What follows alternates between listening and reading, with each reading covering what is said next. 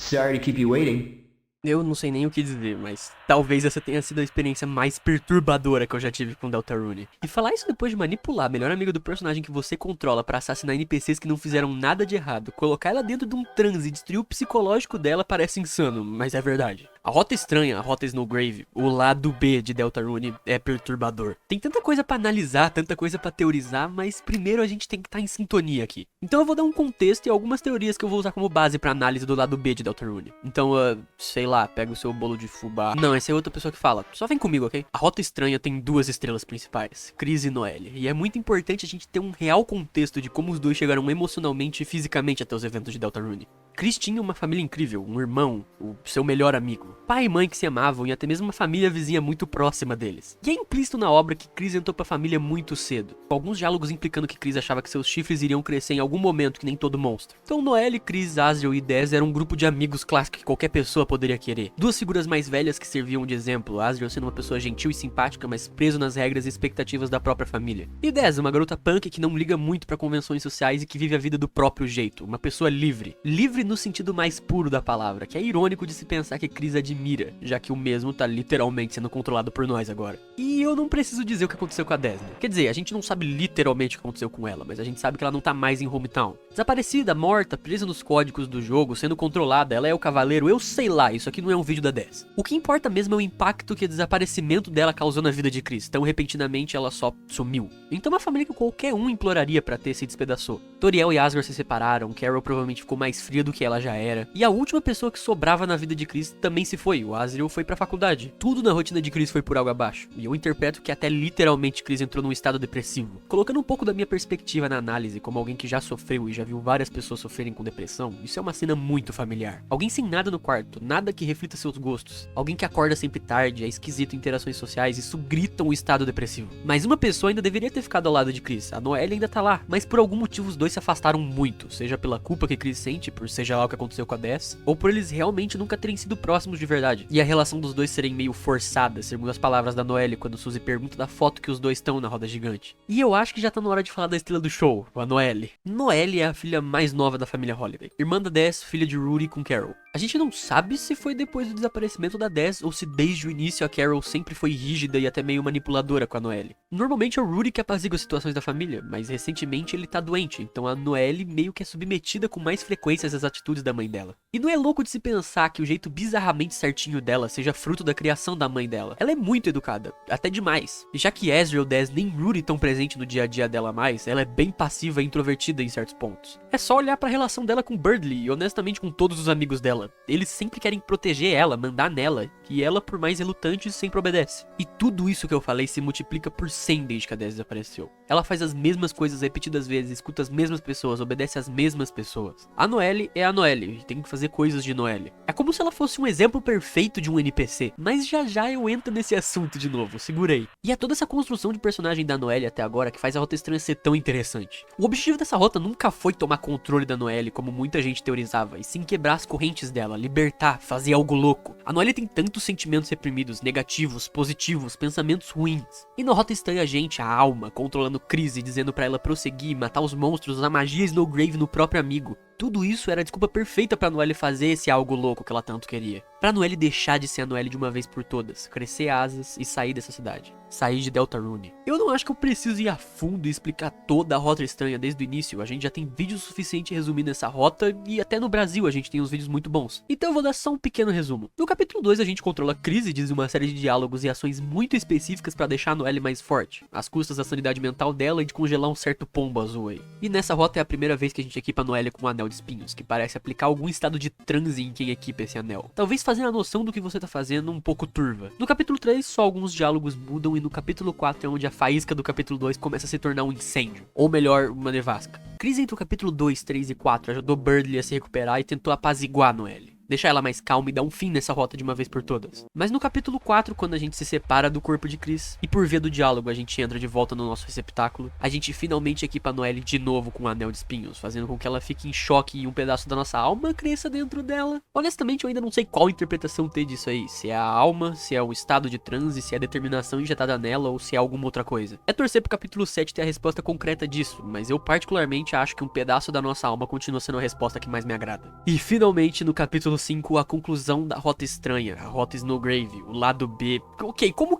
eu chamo essa rota? Tá na hora da gente discutir de onde veio esse nome, lado B. E não é o nome por causa da cena do capítulo 5. O nome lado B já existe há muito tempo, tanto em Deltarune quanto no mundo real mesmo. O termo lado B se originou na época das músicas em disco de vinil e também muito utilizado em fitas cassete. Fitas cassete que nem consoles antigos, né, Toby Fox? Eu sei o que você tá planejando, seu cachorro felpudo. E pra você que é mais novo que o titio aqui de 20 anos, eu vou resumir bem porcamente o que é um vinil. Vinil era uma máquina que tinha essa pontinha aqui, ela passava pelo disco e os pequenos sons dela raspando faziam a música sair. Eu sei, é esquisito, né? Mas era assim que as pessoas ouviam música antes desse seu Spotifyzinho aí. Mas como você pode notar, o disco de vinil tem dois lados, o lado A e o lado B. O lado A seria a música principal, o que vai fazer sucesso, a melhor. E o lado B é algo mais fora da casinha, algo mais diferente e servido como um bônus. É onde os artistas podem fazer algo mais abstrato e eu até diria algo mais estranho. Por exemplo, na melhor música de todos os tempos já criada pelo homem, Chop Suey de System of a Down, o lado B da versão física do CD deles teria a música Johnny. Por motivos de copyright eu não posso mostrar elas no vídeo, então eu vou deixar na descrição. Quanto mais pessoas ouvindo Chop Suey no mundo, melhor. Mas acredita em mim, elas são bem diferentes. E a gente tem vários exemplos até em jogos. Side B pode ser pra música, mas também pode ser versões mais difíceis de fases, como em Celeste, que depois de você zerar o jogo uma vez, você desbloqueia um caminho alternativo e mais difícil de todas as fases. E também pode servir pra rotas secretas em jogos. Mas errado tá você de pensar que o Toby Fox não pensou nisso desde o início, lá no capítulo 2. Nessa época de trevas, onde todo mundo que não acreditava em Chris Cavaleiro era crucificado, os nomes mais populares pra Rota da Noelle eram Snowgrave e Rota Estranha.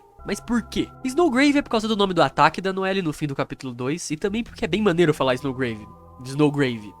Ficou até com calafrio. É agora que se ri da minha piada. E Rota Estranha é porque os dataminers entraram nos arquivos do jogo e encontraram vários códigos e outras coisas envolvendo o jogo com um nome weird nelas. Mas sempre existiu um terceiro candidato. Um nome que sempre teve presente em códigos e arquivos do jogo do mesmo jeito que a palavra weird, mas não com tanto destaque.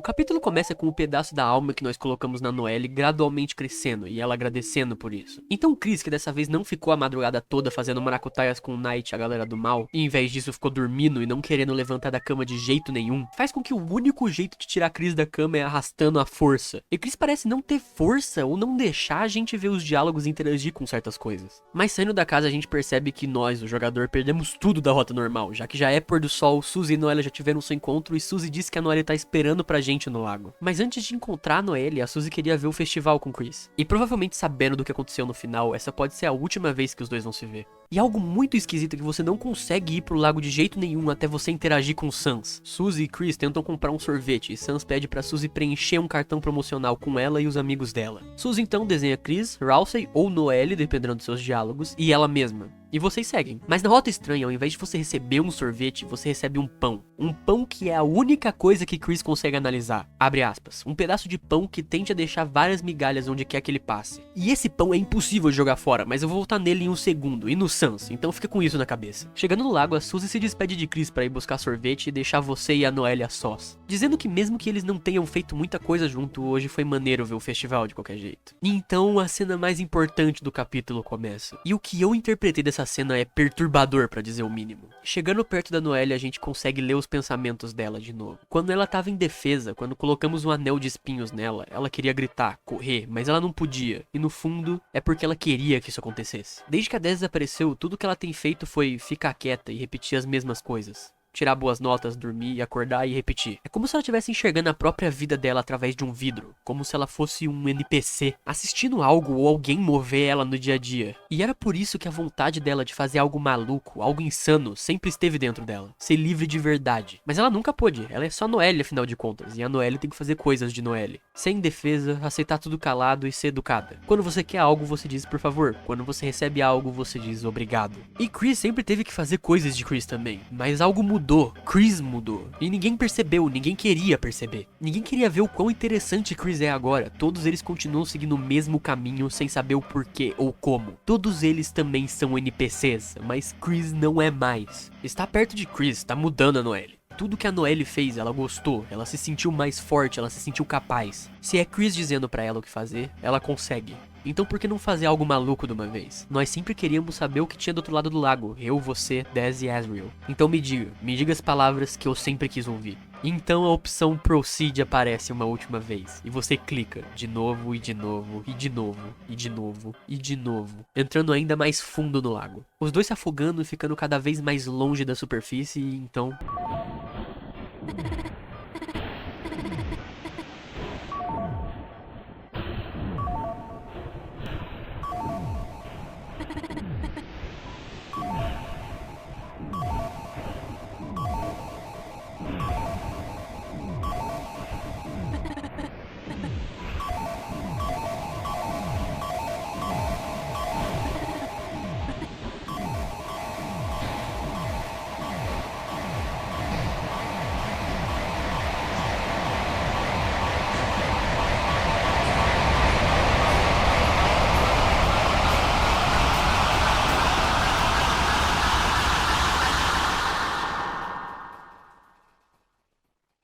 Ok, Toby Fox, obrigado por me fazer ter pesadelos pelos próximos 3 meses, seu cachorro desgraçado. Eles se afogaram? Provavelmente não. Eu acho que se a gente realmente vai ter um capítulo 7 lá do B, isso significa que os dois estão vivos. E eu tenho uma boa explicação pra isso. A Suzy pode chegar a tempo pra salvar os dois, mas eu acho que não. O que eu tenho certeza é que não vai ser o Onion-san que vai ajudar a gente, até porque eu não sei se você percebeu, mas esse seguidor do Gaster, além de bloquear todos os livros da biblioteca sobre humanos, tava vendendo polvo frito com cebola. Polvo frito com cebola. E no capítulo depois de Onion-san verificar a música que toca do outro lado do lago, esse mesmo seguidor bloqueia o caminho e repete as seguintes palavras: espera, não, como se ele estivesse repetindo as últimas palavras que ele ouviu, ou até mesmo zoando a pessoa que ele acabou de matar. Eu sei que é completamente bizarro pensar isso, mas tá no jogo, e não é loucura pensar que isso realmente pode acontecer. Mas a melhor explicação que eu vi de como eles vão sobreviver é que Noelle e Chris deram um no-clip pras profundezas. As profundezas, ou depths em inglês, é o que a comunidade chama esse lugar onde o Gaster fala com a gente e cria o Vessel. E é provavelmente onde o Gaster realmente tá. O nome Profundezas vem porque o fundo que toca na criação de personagem é literalmente um vídeo de um oceano. E recentemente Depths também tem sido chamado de Inferno, já que a conexão com o Gaster e o número 6 pode deixar entender que esse lugar é absurdamente escuro e mais escuro, podendo assim ser chamado de Inferno, como a profecia diz. Mas o que cargas d'água é no clipe, xará? No clipe é uma nomenclatura para um tipo de bug, normalmente envolvendo colisão de personagens com barreiras invisíveis, e que resulta no personagem ser jogado para um canto aleatório do jogo. É muito usado nas speedruns como em Mario 64 e outros jogos, e que normalmente são chamados de skips. Por exemplo, o skip da escada do Mario 64. E em um dos encontros que você tem com Suzy no lago, você pode jogar pedras nele. E a Suzy vai dizer Lake Skip, o que poderia significar que ela tá só brincando de jogar pedra no lago, mas também pode significar o skip do lago. E vocês sabem como o Toby Fox gosta de brincar com esse tipo de nomenclatura e metalinguagem, ainda mais com a Noelle. No arg mais longo de Deltarune, que se você não sabe do que eu tô falando, eu fiz um vídeo explicando ele pra você ver depois desse, a Noelle tem uma série de posts num blog, e nesses posts ela relata várias vezes que ela encontrou segredos em jogos, até mesmo alguns que podem envolver um certo gato rosa e amarelo. Então faria total sentido a Noelle ser a pessoa que guia o jogador até um bug de colisão. Do outro lado do lago, não tem nada porque o jogo não tá pronto, é uma barreira invisível. E como a Alphys diz em Undertale, apenas uma alma de um humano não é capaz de passar da barreira. É necessária a alma de um humano e de um monstro, Noelle e Chris. A Noelle de alguma forma sentiu ou descobriu que tinha algo muito errado com ela e Chris, que ela era um NPC e que Chris tinha o jogador, ou na visão dela se tornou o jogador. Então ela quebrou as suas próprias correntes, criando o próprio caminho, a sua própria loucura. O que eu acho é que o capítulo 6 vai ser sobre o Bunker, com um dos maiores lore drops de todos. No festival a gente consegue ouvir a música de Hometown na Rota Estranha, e o nome dessa música é Happy Town, o mesmo nome da música da sala de testes em Undertale, que junto com ela tem a música Meat Factory e o tema do Gaster. Eu vou parecer louco, mas eu acho que no Bunker a gente vai ter algum lugar relacionado com Onion-san. E a música tocando pode ser sim Meat Factory. E no capítulo 7 a gente finalmente vai ter uma versão final do tema do Gaster. E você acha que eu tô ficando louco? Você não viu nem metade. Você lembra do que eu falei do Sans, né? Como o Sans é a única interação do festival que é obrigatória em todas as rotas. A mesma interação que Suzy desenha ela e 2 amigos dela pro Sans. 3 figuras que Frisk não reconhecem com a frase Don't Forget. É impossível não associar isso daí com a imagem que a gente tem no laboratório secreto do Sans. E eu não acho que é loucura dizer que o Sans sabe o que tá acontecendo. Ele sabe da Rota Estranha e diz pra Chris pegar leve. Ele sabe do que a gente vai fazer e colocou um pão que literalmente diz que vai deixar rastros pra ele, ou Suzy, ou qualquer pessoa saber onde eles estão. Seja nas profundezas, no bunker ou afogando no lago. E como eu tenho tanta certeza disso, é porque isso já aconteceu antes, em outro jogo. Em Modern 1, uma das franquias que mais inspirou o Toby Fox a fazer jogos no geral, existe um glitch